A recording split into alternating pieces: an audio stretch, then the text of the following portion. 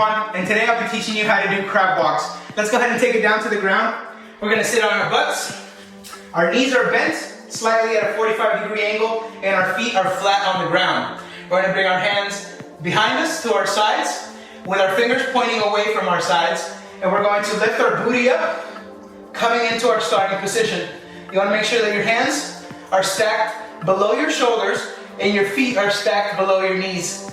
Let's go ahead and begin. Keep your core up and walk your right hand and your left foot forward. Repeat with your other limbs. Repeat. Ganguly, I'm a fitness trainer. I'll show you how to do a butterfly stretch. Sit up tall with the soles of your feet pressed together and your knees dropped to the sides as far as they will comfortably go. Pull your abdominals gently inward and lean forward from your hips. Grasp your feet with your hands and carefully pull yourself a small way forward. You should feel the stretch spread throughout your inner thighs, the outermost part of your hips and lower back.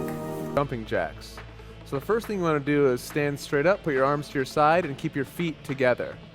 Next, you're going to jump, bring your feet apart and then bring your hands over your head, moving them in an arcing motion.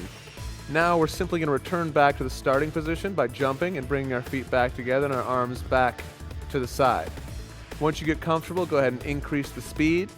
And this is going to be a great general warm-up exercise, a great stretching exercise. Walking lunges are a great lunge variation. You start by standing straight with your arms at your sides. And from this position, step forward with your left leg to a position that is comfortable for you. And keeping it straight back, lunge down. Then as you come up, step forward with your right foot and perform another lunge. And continue to alternate legs as you see here. You can also perform this exercise holding dumbbells to increase the difficulty. You can do gaze up towards the sky, lifting your chest nice and high.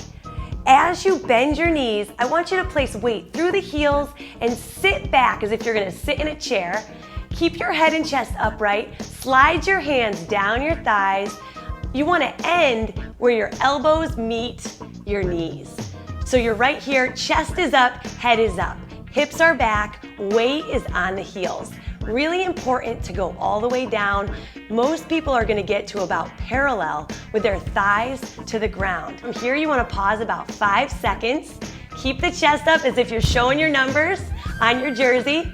You're gonna press through your heels as you come up. Press through the heels, come up nice and tall. Let's start straight with the number 1, the body position. A push-up is not only a triceps, chest and shoulder movement. Most people neglect their tension in the abdominal muscles, the hips and the legs. Often they form an arched back and have a leg and body tension. To avoid this, tilt your pelvis backward and keep your butt squeezed tight. The movement gets a lot harder with this, but it's also more effective. The second point is the arm position. The arm position doesn't really matter in terms of the perfect execution. A perfect push-up can be done with a wide or a narrow grip, but it's important to place your wrists in a nearly vertical line under your shoulder when you do the standard push-up. There are still exceptions for that rule, for example when you are doing pseudo planche push-ups, which puts the focus more on your shoulder. Or when you're doing sphinx push-ups, which are a triceps dominant movement. If you are working with standard push-ups and choose a wider grip, it involves the chest more than a close grip, and a close grip sets the focus more on your triceps. The only thing you should avoid completely are out-flared elbows, because this puts a lot of stress on your shoulder, which can lead to injuries. Hi, here's how to do a sit-up. Seated position, you're going to roll down slowly 1 vertebrae at a time. This is a little more challenging move than the crunch. Feet are going to go onto the floor comfortably, knees are going to be a fist distance apart. You can scan the hands up the thighs, slowly coming up to a seated position. As you come back down, the spine rolls. Think about a strong C curve. So once you think about tucking under the hips, lifting up slowly, shoulders are down the spine, away from the ears. We want to avoid choking the neck, let everything relax. If you need to modify, you're grabbing onto the thighs as you come up. Exhale and inhale as you lower.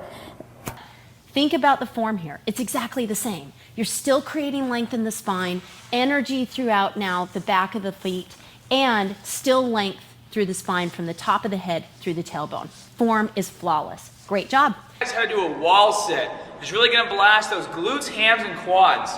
What you're going to do is you're going to get up against the wall like this, and you want to push your hips, your lower back, and your shoulders all into the wall at the same time. You're going to slowly walk your feet out, maintain a neutral spine, and you can come down so that as you sit, your legs get to a 90-degree angle. Now, some of you might not be able to do this yet. So if you can't, get a little higher. That way it takes less pressure off the muscles. Or come down when you're at 90 degrees and put your hands on your knees like this. Now, if you can do it without putting your hands on your knees, you can either place them on your hips, you can place them up like this, or you can put them behind your head. Leap. Begin standing erect. Sink down as you would in a basic squat. Swing your elbows past your rib cage. Powerfully thrust your hips forward and catapult your body into the air. Swing your arms forward and up as you do this for leverage. While airborne, triple extend through the knees, hips, and ankles. Or as I call them, side lunge squats are a great lunge variation. You start by standing straight with your hands together in front of your chest. From this position, step to your left to a position that is comfortable for your range of motion. Keeping a straight back, squat down, bending at your left knee, also keeping your feet flat on the ground. Again, to a position that is comfortable for you, then back up and return to the starting position. The wide-legged forward bend. Gently spread your legs wider than shoulder width apart. Make sure your toes are pointed forward. Take a big inhale and exhale, bending at the waist, keeping your legs extended. From here, gently take your hands, grab your ankles, and pull yourself deeper into the pose. Once you begin to rest into this pose, you may clasp your hands behind your back and gently press them forward, extending at the elbows and sinking deeper into this stretch. Lying on your back, bend one knee and place that foot flat on the floor, keeping the other leg straight, and pull it toward your chest while thinking about pushing the heel towards the ceiling.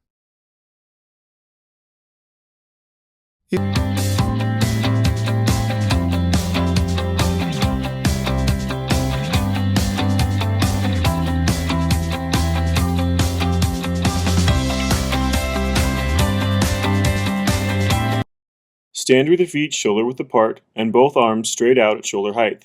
Move your arms in a circular pattern with your hands palm down for 1 minute. Then rest briefly before repeating this motion, this time drawing the circles in the opposite direction. Circles in each direction count as 1 set.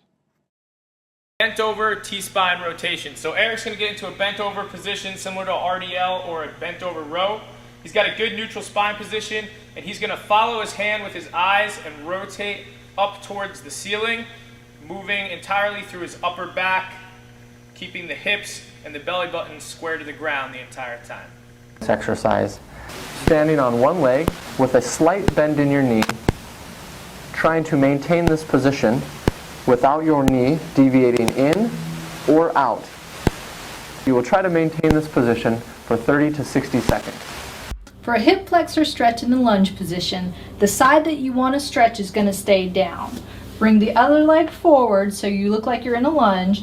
Keep your upper body nice and straight, so not leaning forward, but keep it up, and then lean forward with your hips until you feel a stretch through there. Hold that stretch. Own control. So the first thing is we want to take about a hip width. We want to always keep tension on the band, so we're always trying to pull open, right? Our chest is up, so in this position I'm loaded. I'm going to curl, and I'm going to be flexing, so I'm trying to pull the band apart. And you can see I'm keeping a nice tension, but I'm actively pulling the band apart and flexing my arms. Right, as you can see, they're working. Right, we're keeping tension. I'm squeezing at the top, and I'm back down. On the floor, take your legs out to the side diagonal depending on your inner thigh flexibility.